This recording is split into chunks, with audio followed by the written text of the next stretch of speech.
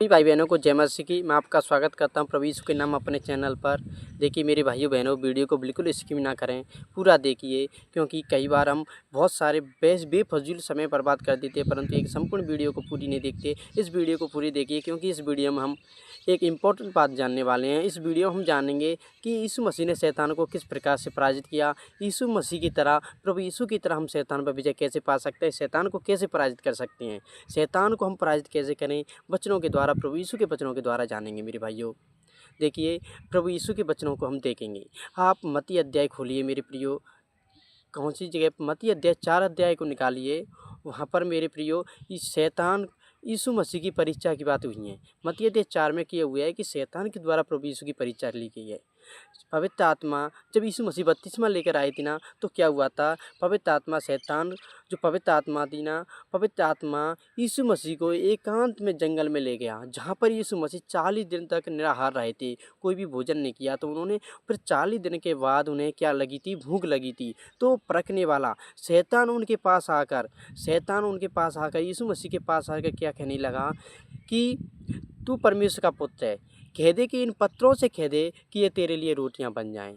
देखिए, शैतान ने यीशु मसीह के से वचन बोला, कह दे कि पत्थरों से कह दे कि ये तेरे लिए रोटी बन जाए। देखिए शैतान किस प्रकार से यीशु मसीह की परीक्षा ले रहा है। ऐसे ही आज के समय में भी लोग हमें परखते हैं, लोग हमसे कहते हैं परमेश्वर के वचन, तू तो परमेश्वर में जाता है, तू तो यीशु मसीह में जाता है, कह दे कि ये काम तेरा हो जाए, ये कह दे कि ये काम हो जाए, कह दे कि ये चीज़ है, ये काम हो जाए, वो काम हो जाए। ऐसे लोग हम पर भी दोष लगाते हैं, जैसे कि शैतान ने यीशु मसीह पे दोष लगाया। कैसे लोग दोष लगाया कि कह दे पत्र तेरे लिए रोटियां बन जाएं। ऐसे ही आज के समय में भी लोग हमसे कहते हैं तू तो प्रभु में जाता है, क्या तेरी ये बीमारी प्रभु सही नहीं कर सकता? कह दे प्रभु से तेरी बीमारी बिना दवाई के सही हो जाएगी, कह दे प्रभु के से तेरा ये काम भी प्रभु कर सही कर देगा। ऐसे ही देखिए आज के समय में शैतान मनुष्यों के द्वारा काम करता है। उस समय पर देखिए शैतान स्वयं आया था यीशु मसीह की परीक्षा लेने के लिए, परंतु आज के समय में आप और मैं क्या देखते हैं कि शैतान मनुष्यों के द्वारा हमारे जीवन में काम करता है। क्यों करता है मेरे भाइयों? सोचिए, क्योंकि वो जो मनुष्य है ना,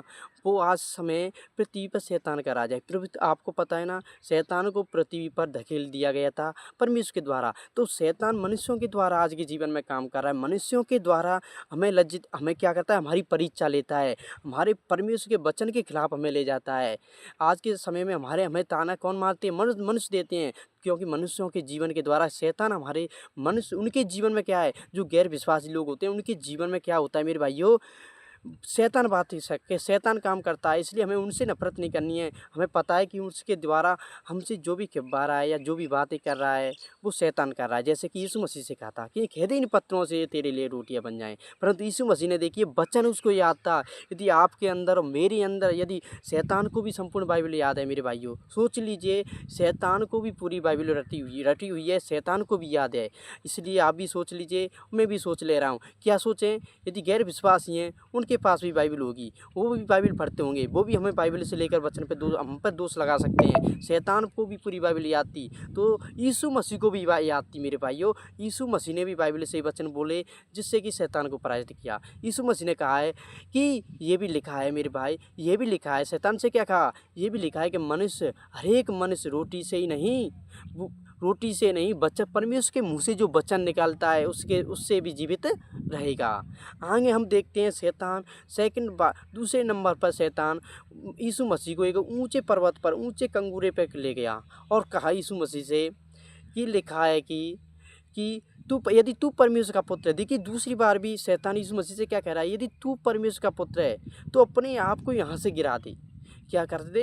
अपने आप को यहाँ से गिरा दे, क्योंकि लिखा है। देखिए वचन संहिता 91 का 11 व 12वां वचन कौन ने बोला? शैतान ने बोला। लिखा है कि परमेश्वर अपने स्वर्गदूतों को आज्ञा देगा कि वो तुझे अपने हाथों ही हाथ उठा लेंगे, ऐसा ना हो कि पत्थर से तेरे पाँव में ठेस लगे।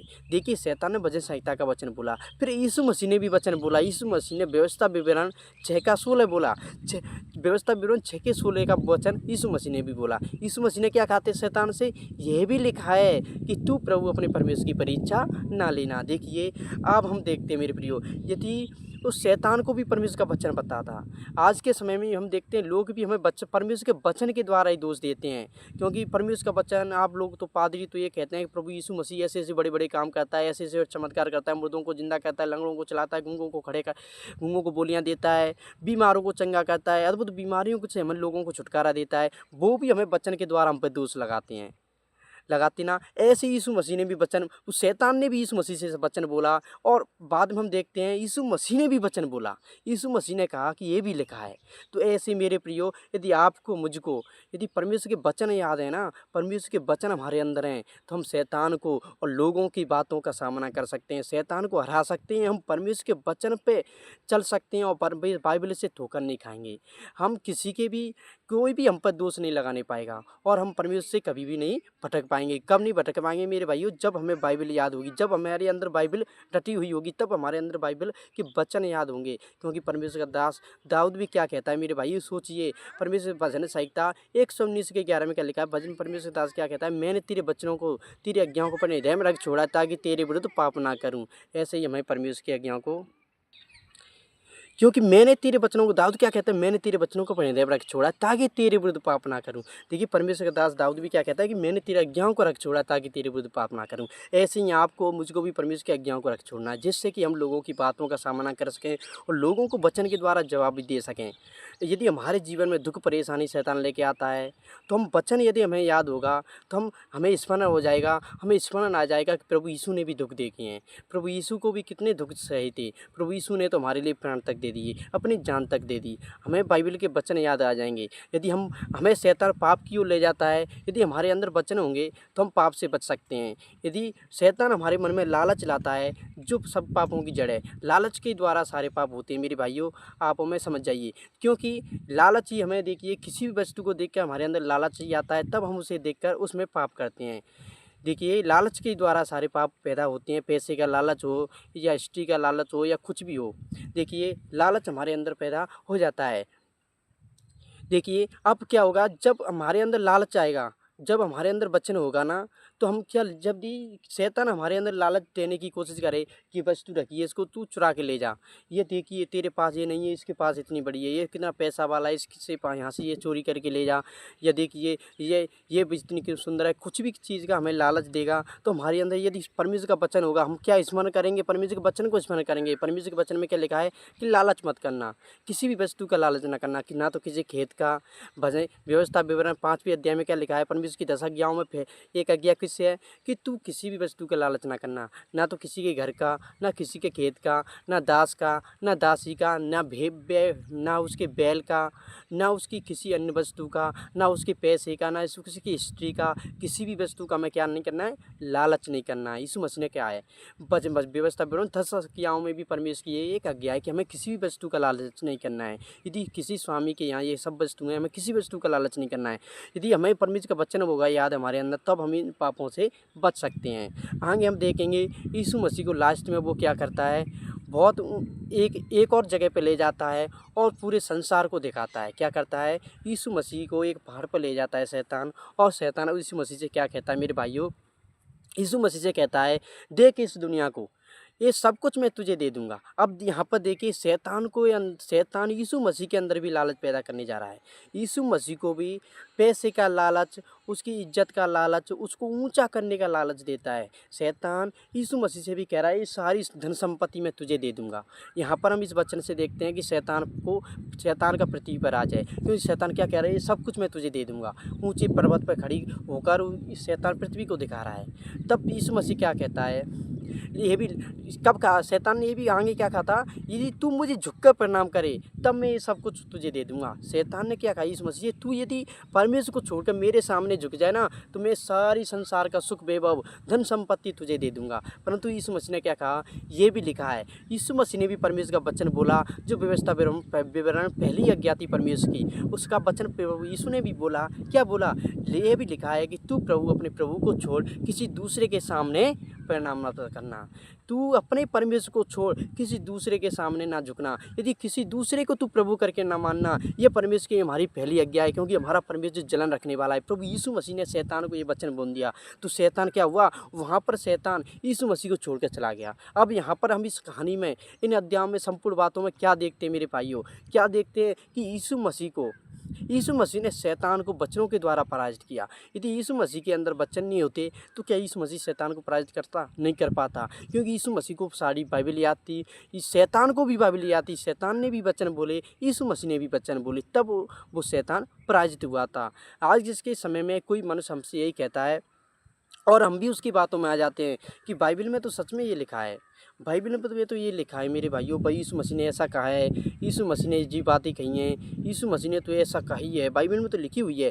यदि कोई गैर विश्वासी मनुष्य हमारी बाइबल में से एक वचन भी उठाकर हमसे बातें कर दे, जो कम विश्वासी लोग होते हैं ना, जो मनुष्य जो नए विश्वासी होते हैं, नए जो यीशु मसीह में जाते हैं ना, जो नए लोग प्रभु यीशु में जुड़ते हैं, उनको बाइबल का एक वचन उठाकर कोई गैर विश्वासी उनके सामने रख दे और कह दे, देख बाइबल में तो ऐसा लिखा है, तो वो क्या सोचेंगे, बाइबल में तो ऐसा लिखा है, हमारे प्रभु यीशु मसीह ने ऐसी आज्ञा क्यों दी है? अरे बाइबल में तो ऐसा लिखा है कि मांस खा सकते हैं, हमारे प्रभु यीशु मसीह ने मांस खाने की आज्ञा क्यों दी है? ऐसी सोच कर वो क्या करेंगे, अरे परमेश्वर ये परमेश्वर नहीं है, फिर परमेश्वर कोई भी परमेश्वर मांस खाने की आज्ञा नहीं दे सकता है, ये नहीं कर सकता है। ऐसी सोच कर जो नए विश्वासी होते हैं, उनको जो गैर विश्वासी लोग होते हैं ठोकर खिला देते हैं, परमेश्वर से अलग कर देते हैं। अब यदि आप सोच के देखिए, यदि उनके अंदर परमेश्वर का वचन होता तो वो आगे के वचनों को उस मनुष्य से बोल सकते थे कि बाइबल में ऐसा लिखा है। परमेश्वर ने मुँह अपने उद्देश्य के लिए, परमेश्वर ने क्या किया है, परमेश्वर ने मनुष्य की भलाई के लिए, परमेश्वर ने पहले ही सोच रखा था कि मनुष्य की कैसे भलाई होगी।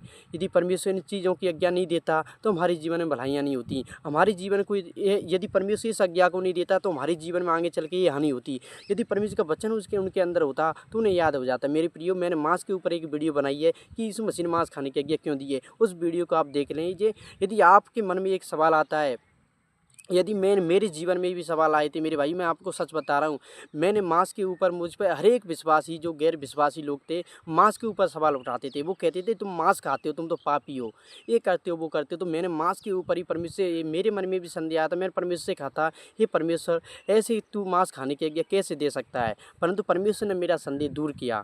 आज मैंने उस वीडियो में, आपको संपूर्ण वीडियो को देख लीजिए, मैं अपनी लिंक उसको प्रोवाइड करा दूँगा आपको अपनी वीडियो के लिंक में। देखिए वहाँ पर क्या लिखा है, मैंने उस वीडियो में संपूर्ण बातें बताई हैं कि यीशु मसीह ने मांस खाने की आज्ञा क्यों दी है, कि इसके पीछे हमारी कितनी भलाई। उस वीडियो को देखने के बाद आपके मन में से जो मांस खाने का सवाल उठता है मन में, वो समाप्त हो जाएगा। आप सोचेंगे यदि परमेश्वर मांस खाने की आज्ञा नहीं देता तो आज हम जीवित नहीं रहते, परमेश्वर मांस खाने की आज्ञा नहीं देता तो आज पृथ्वी पर पशुओं का राज होता, और परमेश्वर ने हमारी भलाई के लिए मांस की आज्ञा दी है।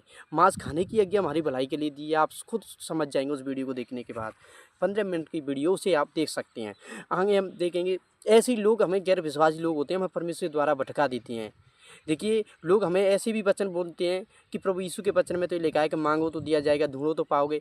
नहीं, प्रभु यीशु के वचन में लोग ऐसे नहीं बोलते, इसे बोलते हैं कि मांगो तो दिया जाएगा, नहीं मांगो तो तुम्हें दो, यदि तुम पे कोई मांगे तो उसे दो। तो लोग हमसे कहते हैं कि मैं तुझसे मांग रहा हूँ, तू दे सकता है। देखिए कुछ गैर विश्वासी लोग होते हैं, तो यीशु मसीह क्या कहता है, लोग क्या कहते हैं, एक गाल पे मारो तो दूसरा भी फेर दे। ऐसे प्रभु का वचन हमसे बोल कर हमें क्या करते हैं, जो नए विश्वासी होते हैं उन्हें परमेश्वर से भटका देते हैं कि ऐसा परमेश्वर नहीं है, परमेश्वर तो गलत है, परमेश्वर की आज्ञाओं पर तुम नहीं चलते। प्रभु के वचनों में ऐसा लिखा है। लोग हमें वचन के द्वारा हमें क्या करते हैं, हमें परखने की कोशिश करते हैं, पराजित करने की कोशिश करते हैं। आप समझ रहे होंगे इस वीडियो को मैं क्या कहना चाह रहा हूँ। मेरे भाइयों बहनों, हमारे अंदर यदि परमेश्वर का वचन होगा तो हम उन लोगों का भी सामना कर सकते हैं। देखिए शैतान के अंदर भी परमेश्वर का वचन था, शैतान ने भी यीशु मसीह से वचन के द्वारा ही बातें की थी।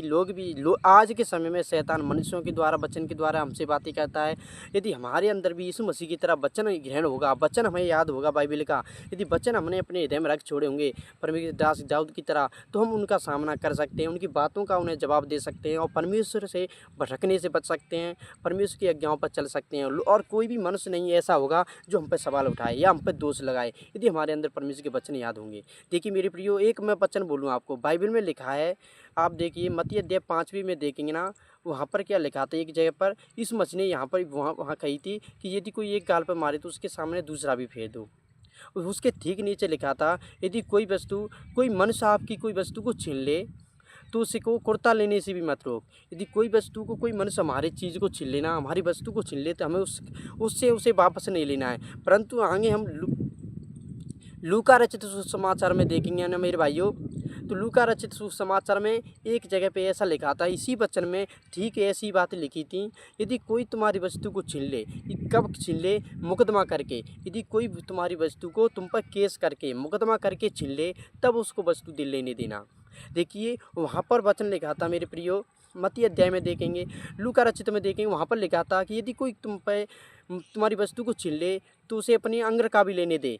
परंतु मत्ती अध्याय में देखेंगे, वहाँ पर एक जगह पे क्या लिखा था, वहाँ पर ये लिखा था, यदि कोई तुम्हारी वस्तु को मुकदमा करके छीन ले, तो उसे अपना अंगरखा भी लेने दीजिए। अब देखिए इन दोनों प्रवचनों में ज़मीन आसमान का फ़र्क हो गया। एक में मुकदमा करके बात हुई है और एक में डायरेक्ट बात हुई है कि कोई हमारी वस्तु को छीन के ले जाए, जैसे कि चोर महिलाओं के गले से चैन को चुरा ले जाएं, या कोई मनुष्य हमारे हाथ से फ़ोन को उठा ले जाए या छुड़ा के ले जाए। ये क्या होता है? एक चोरी होती है। कोई मनुष्य हमारी वस्तु को छीन के ले जा रहे हैं, हमें उसे वापस नहीं मांगनी, ऐसी परमेश्वर ने आज्ञा दी है। तो गैर विश्वासी लोग हम पे इस वचन को बोलेंगे तो हम सोचने पे मजबूर हो जाएंगे। वहाँ पर ही हम देखते हैं यीशु मसीह, अब वहाँ पर हम लूका में क्या देखते हैं, मत्ती में क्या देखते हैं? मुकदमा। मुकदमा एक ऐसी चीज़ है, केस करना। यदि कोई हमारी वस्तु को छीन कर और हम पे केस कर सकता है? नहीं कर सकता। यदि कोई हमारी वस्तु को छीनेगा, हम उस पर केस कर देंगे, तो क्या वो हमारी वस्तु को छीन कर हम उस पर केस कर दें को वो केस से जीत सकता है? क्या हमसे जीत सकता है केस में? क्या वो मुकदमा हमसे जीत सकता है? क्या मुकदमा वो हमसे लड़ सकता है? क्या हमारी वस्तु की चोरी करके वो हमसे मुकदमा लड़ सकता है? वहाँ पर देखिए केस की, मुकदमा की बातें हुई है। तो देखिए कितना ज़मीन आसमान का फ़र्क है। इसलिए हमें परमेश्वर के बाइबल के, परमेश्वर के वचन याद होंगे ना, तो हम शैतान पर विजय पा सकते हैं, परमेश्वर से भटकने से बच सकते हैं। परमेश्वर की आज्ञाओं से क्या करते हैं लोग, हमें ठोकर नहीं खिला सकते यदि परमेश्वर का वचन हमारे अंदर है। तो शैतान लोगों के द्वारा जो काम करता है उसे हम पराजित कर सकते हैं। कब पराजित कर सकते हैं? जब परमेश्वर का वचन हमारे अंदर होगा, प्रभु यीशु की तरह। God bless you. परमेश्वर आपको आशीष दे।